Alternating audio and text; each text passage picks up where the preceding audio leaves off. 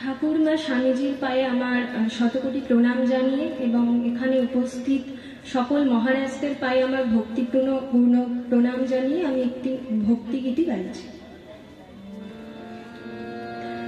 যে তৃষায় জাগিলে তোমারে হারাবো, সে তৃষায় আমার জাগায় না।